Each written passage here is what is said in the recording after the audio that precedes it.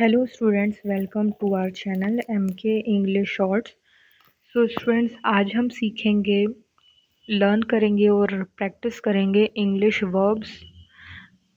कंघी करना कोम, कोम। परेशान करना बॉदर एनॉय।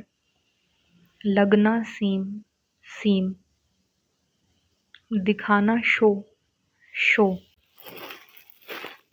चाहना वांट।